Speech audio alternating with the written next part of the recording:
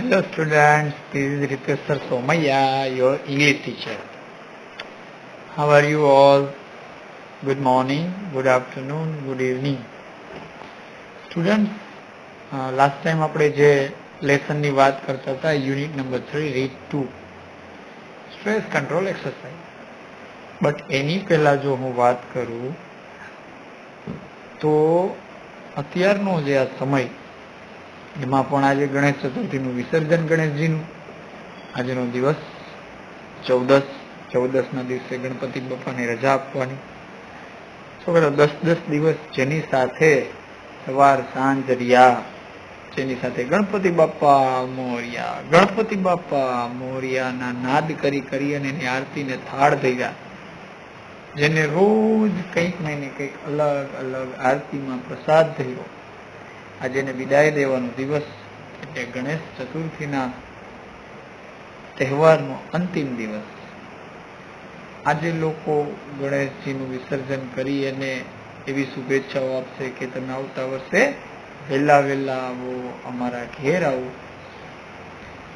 ગણેશજીનું જેમ આપણે પૂજન કરીએ, એને સવાર સાંજ થાળ ધરીએ, તમને ખબર જ છે કે ફરીને હું એ જ મુદ્દા ઉપર આવવાનો છું કે જેને તમે થાળ ધરો, જેને તમે આરતી કરો, જેની પૂજા કરો તો સવાર સાંજ, અને તમારી સાથે એટલી બધી તમને લાગણી થઈ જાય એની સાથે કે જે એક ખરેખર મૂર્તિના સ્વરૂપમાં છે પણ તમારા ભાવમાં એ સાક્ષાત તમારી સામે છે. તો બસ એ જ વાત હું પેરેન્ટ્સ સાથેની કહેવા માંગુ છું કે જેમ ગણેશજી તમારી સામે મૂર્તિના સ્વરૂપમાં છે અને તમારા ભાવથી તમે એને માની લીધા છે અને એનો વિસર્જનનો સમય આવે ત્યારે આપણું હૈયું ભરાઈ જતું હોય, તો જ્યારે આપણા માવતર, આપણા મા બાપ સાક્ષાત આપણી સાથે છે, આપણા ઘરમાં છે, તો એની સેવા, એના બે કામ કરવામાં આપણું હૈયું કેમ કઠણ થઈ જાય? એ ન થવું જોઈએ. તમારા ગણેશજી પણ તમારા ભગવાન છે, તમારા માવતર પણ તમારા ભગવાન છે, પણ ખરેખર અત્યારના મનુષ્યને સાક્ષાત ભગવાન ના દર્શન અને એની સેવા એને મગજમાં નથી બેસતી. એક મૂર્તિની સેવા અને દર્શન ને પૂજા અને આરતી ને થાળ એના મગજમાં બેસે. એટલે છોકરા, હું તો એટલું જ કહીશ કે જે રીતે આજે ગણપતિનું વિસર્જન થાય છે અને તમે ફરીથી એને આહવાન કરો છો કે આવતા વર્ષે ફરીથી અમારા ઘરે વહેલા આવો, અને જેમ તમારું હૈયું ભરાઈ જાય છે ગણેશજીને રજા આપતી વખતે, શું કામ? તો કે 10 દિવસ સતત તમે એની સેવા કરી, એની પૂજા, એની આરતી, એનો થાળ, એનો અણકોટ. ઘણાએ તો અણકોટ ધર્યો હશે.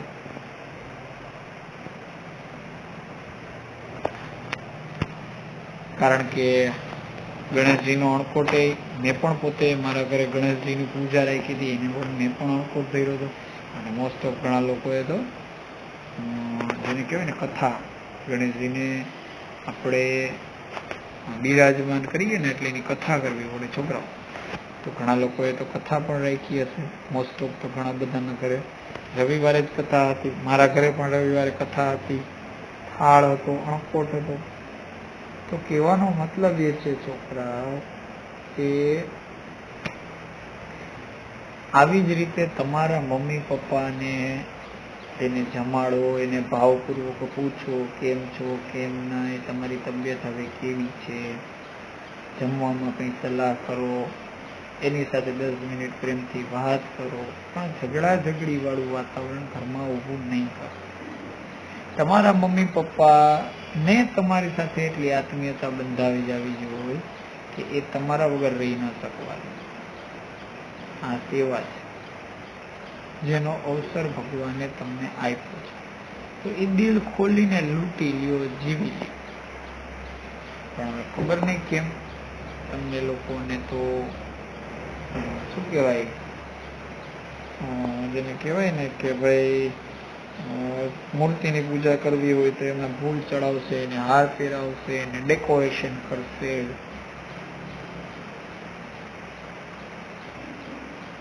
જ્યારે સાક્ષાત ભગવાન રૂપી માવતર તમારી સામે છે તો એની સામે બોલશું, ઊંચા અવાજે બોલશું, કડક શબ્દોમાં બોલશું, કર્કશથી ભાષા વાપરશું, કડવા વેણ કહેશું, જે આપણે એકદમ ખોટું કરી દઈએ.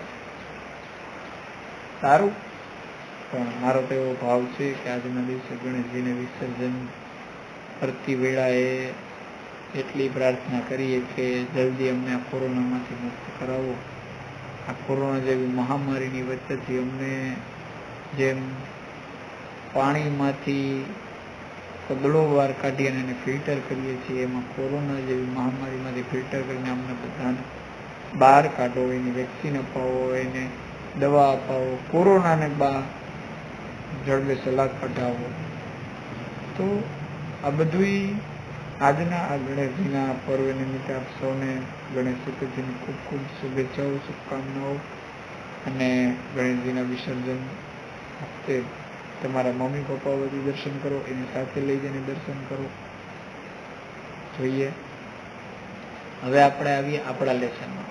આપણે વાત કરતા હતા છોકરાઓ સ્ટ્રેસનું ગુજરાતી થાય ટેન્શન, તણાવ, મુસીબત, મુશ્કેલી. તો એની વાતમાં આપણે પહેલો લેસન કર્યો હતો, એટલે કે ત્રીજા યુનિટનો રીડ 1, મેનેજ યોર સ્ટ્રેસ. તમારા સ્ટ્રેસને મેનેજ કરો. મગજમાં બહુ ટેન્શન, ચિંતા, તણાવ હોય, આખો દિવસ વિચારમાં રહેતા હોય, કંઈક ને કંઈક પરિસ્થિતિ ઊભી થતી હોય, એવી જ મેનેજ યોર સ્ટ્રેસની સિસ્ટમ અને એવી જ એના પછીની stress control exercise. Stress control એક્સરસાઇઝની એની એક્સરસાઇઝમાં તમારા માઇન્ડને કઈ રીતે ફ્રેશ બનાવવું, બને ત્યાં સુધી ફ્રેશ જ રાખવું માઇન્ડને. તમારા માઇન્ડને કઈ રીતે ફ્રેશ બનાવવું એની વાત અહીંયા મેન્ટલ ક્વિક ફિક્સીસમાં કરેલી છે. બાકી સ્ટ્રેસ કંટ્રોલ એક્સરસાઇઝમાં શોર્ટ મેડિટેશન 1, શોર્ટ મેડિટેશન 2, આ બધું તમને મેં કીધેલું હતું. તો એ જ રીતે હવે આપણે એને આગળ વધારતા જોઈએ. તો મેન્ટલ ક્વિક ફિક્સીસ શું છે? તો કે પહેલો પોઈન્ટ છે, put on some music you like and dance through the room. Put on some music, અમુક મ્યુઝિક વગાડો, like and dance through the room. આખા રૂમમાં ડાન્સ કરો. જ્યારે ટેન્શન હોય, સ્ટ્રેસ હોય, આમ બહુ ભારે ભારે લાગતું હોય, ત્યારે મ્યુઝિક વગાડો, ડાન્સ કરો થ્રુ ધ રૂમ. અને this creative activity exercise the right side of the brain. આ ક્રિએટિવ એક્ટિવિટી છે ને, એની એક્સરસાઇઝ તમારી રાઇટ સાઇડ, જમણી બાજુ, મગજની જમણી બાજુના ભાગમાં રીબેલેન્સ કરશે તમારા બ્રેઇનને, તમારા મગજને સંતુલિત કરશે. Second point, get a fish tank and watch the fish swim around leisurely. Get a fish tank, એક fish tank લાવો, watch the fish swim around the leisurely. અને માછલીને તરતી મૂકો એકદમ મૃદુતાથી, લિંગ્વિડલી એટલે મૃદુતાથી. તમે જુઓ ફિશને, તમે જોવા જાઓ ને તો તમારા ચહેરા ઉપરના એક્સપ્રેશન ફરી જાય, તમને આનંદથી જોવાની મજા આવે, એમાં તમારો ચહેરા ઉપર ગુસ્સો ન આવી જાય. This allows your mind to calm down. આનાથી તમારું માઇન્ડ એટલે મન, અલાવ એટલે પરવાનગી આપશે, to calm down. calm down એટલે શાંત થવું, તમારા મનને શાંત કરવામાં મદદરૂપ થશે. Third point, write down all your worries, putting them on a piece of a paper. write down એટલે નોંધ કરવી, લખવું. all your worries એટલે ચિંતા.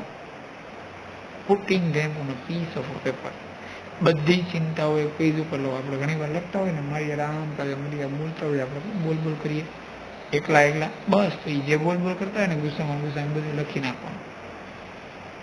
And turn out of your હેડ.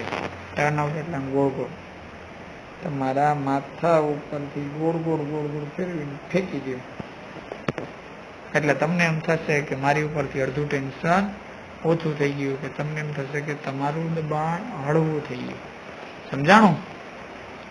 એટલે આ બધી એક્સરસાઇઝો છોકરા, હું તો એમ કહું છું કે આપણને શું કહેવાય, મનથી ફ્રેશ હોઈએ ને તો આપણને કોઈ મૂડ આપણું બગાડી ન શકે.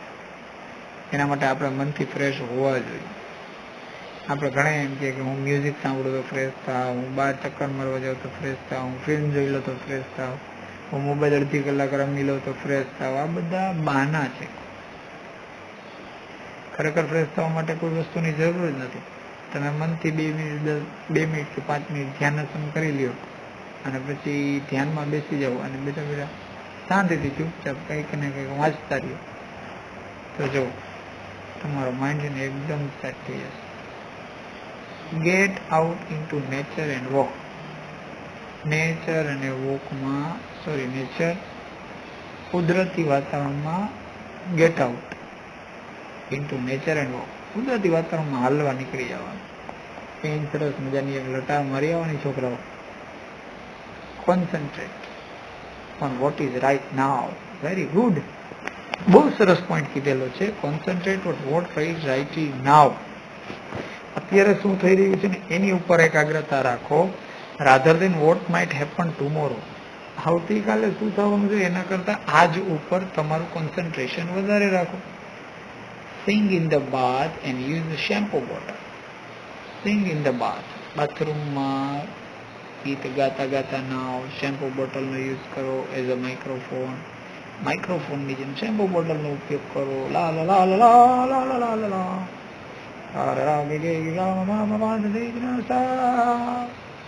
શેમ્પુની બોટલમાંથી નાખી જવાનું, બાથરૂમમાં ગીત ગાતા જવાના. આવું જોજો. કોઈ એમ કે તમે આવું કરશો ને, બાથરૂમમાં ગીત ગાતા હશો, શેમ્પુ બોટલ ને માઇક સમજીને લા લા લા લા લા લા યે દોસ્ત આવું કરશો ને તો દાંત કાઢશે ને મમ્મી કા પપ્પા ખીજાશે. હું કરાશ ને ગીત ગાવાના હોય. પણ એને કહેવાનું સ્ટ્રેસ કંટ્રોલ એક્સરસાઇઝના મારા યુનિટ 3ના રીતુમાં એક એક્સરસાઇઝ છે જેમાં માણસ મેન્ટલી ફ્રેશ થઈ જાય. તો હું ફ્રેશ થવાની એક્સરસાઇઝ કરું છું. અને હકીકત છે, તમે ડાન્સ કરો, તમે ગીત ગાઓ એટલે તમે ફ્રેશ થઈ જાઓ.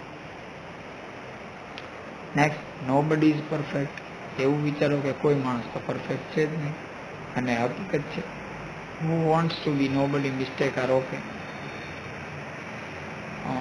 Nobody is perfect. Who wants to be nobody, mistake are okay. ભૂલ તો થાય ભાઈ, બધા માણસ જ છે, કોઈ ભગવાન તો નથી. Last,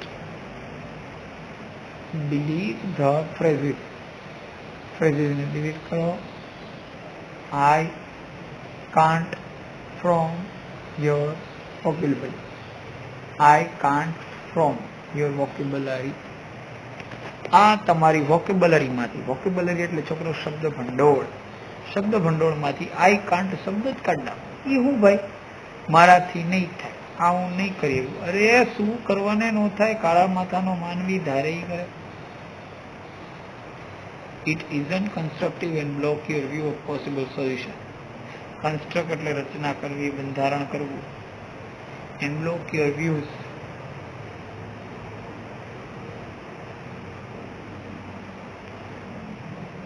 of possible solution. તમારા વિચારોને પોસિબલ ઉપર એટલે મતલબ પોઝિટિવિટી ઉપર, સોલ્યુશન ઉપર, ઉકેલ ઉપર એને કોન્સન્ટ્રેટ કરો. Write a few lines with your other hand. તમારી બીજી હાથથી અમુક લાઇન્સ લખો. These rebalance the two hemispheres of the brain. તમારા મગજના બે બરોબર ભાગને સંતુલિત કરીને એકદમ ફ્રેશ કરે. એક્સપેક્ટ ટુ બી લકી. એવી અપેક્ષા રાખો કે તમે બધા નસીબદાર છો. એવું ઈચ્છો કે તમે બધા નસીબદાર છો. જો રાત્રે ઝૂંપડામાં સુવાવાળા અંધરાધાર વરસાદની વચ્ચે, કોરોના જેવી મહામારીની વચ્ચે બિચારા કેમ સૂતા હશે, એ લોકોને તાવ, ઉધરસ આવી તો એનું ધ્યાન કોણ રાખતું હશે, એને દવા કોણ લઈ આવી દેતું હશે, રાતના વરસાદમાં એની હાલત શું થતી હશે. તો આ એક એવો મેસેજ છે કે જે બધાને કનેક્ટ થાય છે. તો જ્યારે તમે તમારા ફ્રેન્ડ સર્કલમાં બેઠા હોય, ફેમિલી મેમ્બર સાથે બેઠા, ત્યારે આ પોઈન્ટ્સની ચર્ચા કરો. કારણ કે આ પોઈન્ટ એટલો જ ઇમ્પોર્ટન્ટ છે જેટલી લાઈફ ઇમ્પોર્ટન્ટ છે.